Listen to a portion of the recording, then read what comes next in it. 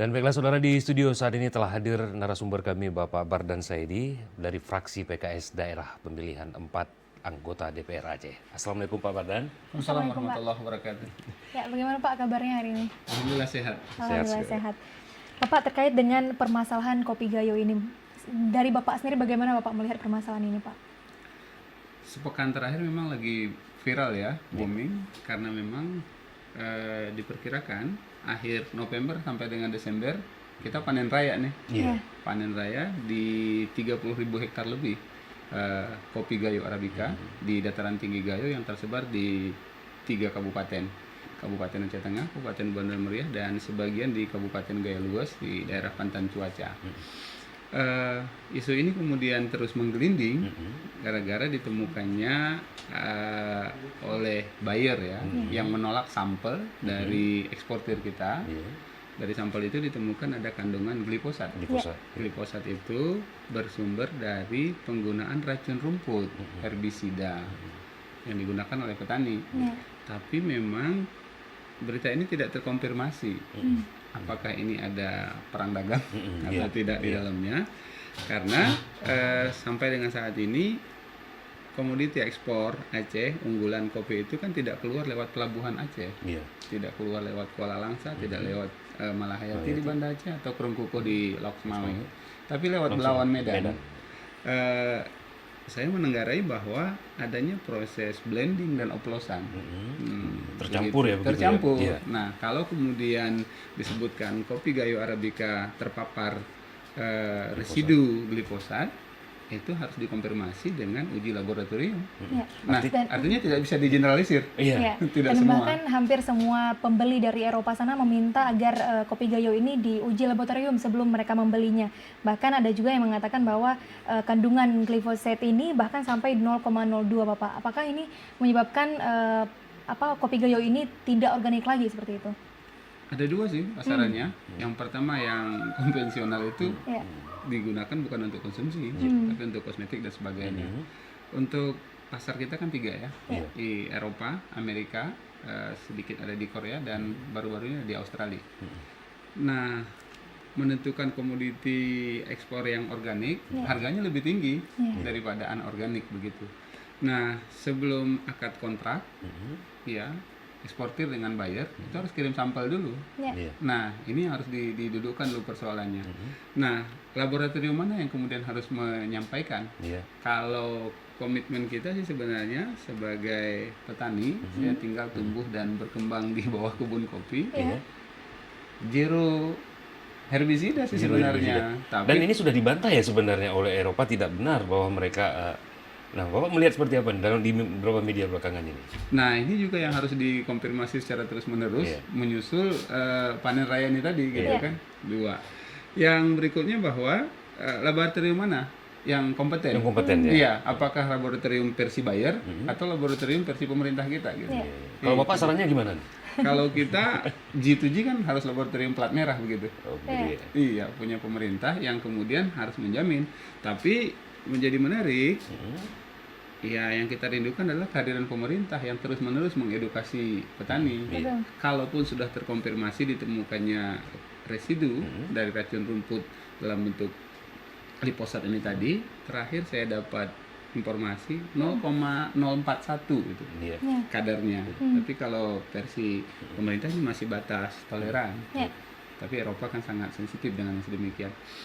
Ya, artinya apa begini Pak, sedikit Pak. Kalau seandainya memang ada uji laboratorium, bagaimana kalau sama-sama bersanding antara laboratorium milik pemerintah plat merah atau langsung dari Eropa ataupun Amerika sendiri? Tergantung si buyer, maunya mana gitu.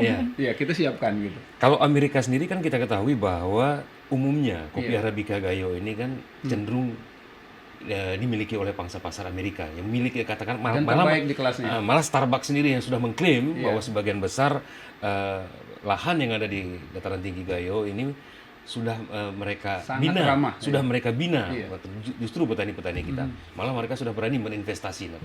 Nah, Bapak melihat Amerika sendiri tentu sangat mendukung kegiatan yang dilakukan oleh petani kopi Gayo, sementara Eropa sendiri cenderung katakanlah ingin mengambil pangsa pasar lain, ingin merusak katakanlah sistem yang sudah kita bina selama ini. Bapak melihat bagaimana? Iya, dalam persaingan bisnis internasional itu kemungkinan itu akan selalu ada. Tapi yang ingin kita sampaikan bahwa ada 3 sih formulasi yang tepat yang harus dilakukan oleh pemerintah. Yang pertama adalah mengedukasi petani secara terus-menerus dengan tidak menggunakan racun rumput. Saya tidak menafikan bahwa dengan luasan lahan yang begitu banyak, di atas 30.000 hektar, lahan 2 hektar lebih, itu tidak akan sanggup membersihkan kebunnya dengan cara yang konvensional ya. Tentunya mereka ingin cepat. Yang tadi saya maksudkan adalah dampak buruk dari penggunaan herbisida, fungisida yang berlebih itu kan sangat tidak baik. Bukan hanya rumputnya yang mati. Iya, gulma yang ada di sekelilingnya, pacat, ada apalagi cacing ya. Dan membuat tanah menjadi gembur. Humus itu akan hilang. Yang berikutnya juga ini kan cara mudah, mau cepat saja begitu kan. Tapi kalau kemudian pemerintah hadir membagikan mesin potong babat itu, mesin pembabat rumput atau mesin potong rumput itu kan, itu kan sangat membantu karena bubut yang dibabat itu tidak akan hanyut dibawa oleh hujan dan sebagainya. Yang berikutnya regulasi. Regulasi adalah pembatasan penggunaan racun rumput yang tidak boleh dijual bebas. Kan pemerintah punya regulasi untuk itu. Dalam hal ini Disperindak boleh, Dinas Pertanian boleh, begitu kan. Ini menjadi penting. Yang kita rindukan itu tadi, ya edukasi, regulasi. Gitu. Nah selama ini kan pemerintah kita kan sudah melakukan penyuluhan Pak, sudah melakukan pembinaan kepada petani, malah sering sudah menjadikan ada satu kampung kopi di dataran tinggi Gayo yang sudah menjadi pilot project, menjadi agrowisata di Takengon. Bapak melihat apakah selama ini peran ataupun tugas dari pemerintah khususnya Dinas Pertanian masih kurang, perlu adanya semacam perlu dipus lagi atau didorong lagi nih Pak? Bicaranya rasio kali ya. Rasio luasan lahan, jumlah petani dengan jumlah penyuluh. Nah, kalau ekstrimnya saya ingin katakan bahwa penyuluh itu memang harus berkantor di kebun, begitu, yang melakukan edukasi, ya, melakukan pendampingan kepada petani, ya, sampai juga ada kontak batin antara petani dengan penyuluh taninya, begitu.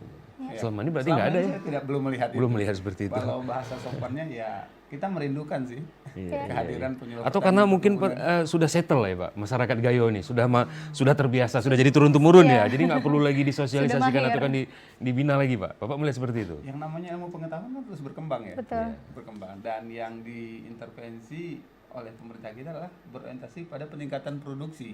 Nah kalau kemudian kopi peninggalan Belanda saja yang masih dikelola turun temurun, settle itu tadi, tentu produksi kita tidak akan pernah meningkat. Namun kita kembali lagi ke isu yang semakin heboh nih Pak. Sebenarnya apakah masyarakat Gayo ini sendiri merasakan dampak yang besar terkait dengan isu yang beredar saat ini? Resah. Sangat resah. Kalau bahasa Gaya itu macik gitu kan.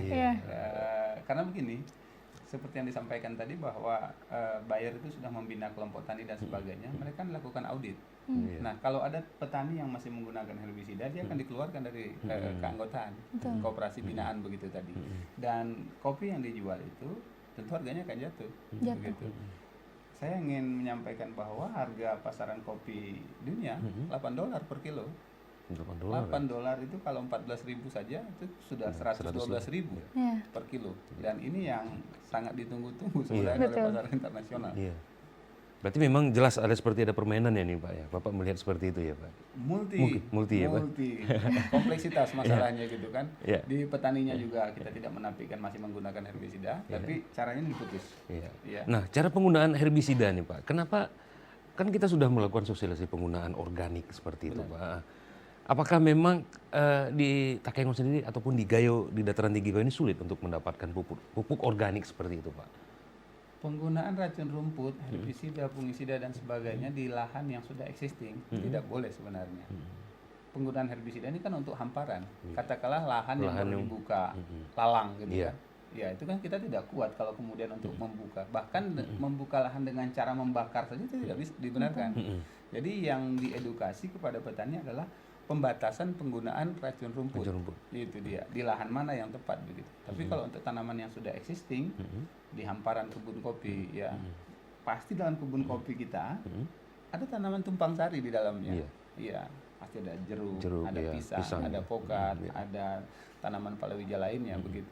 Nah, dari pemerintah setempat sendiri Pak, katakanlah bupati, wakil bupati, mungkin DPRK setempat, Bapak melihat langkah-langkah apa yang sepertinya yang sudah mereka siapkan, strategi seperti apa untuk mengantisipasi kondisi seperti ini seandainya memang buyer sendiri memang menolak, katakanlah Eropa, meskipun mereka sendiri sudah membantah. Ada 12 rencana aksi yang sudah disusun sebenarnya, tapi baru pada etape yang kedua. Etape yang pertama itu adalah menentukan lahan ya yang cocok. Kalau lahan kita itu kan di atas 1.200 mdpl, itu sangat ramah. Yang kedua itu penyediaan bibit unggul. Bibit unggul kita itu ada 4 ya.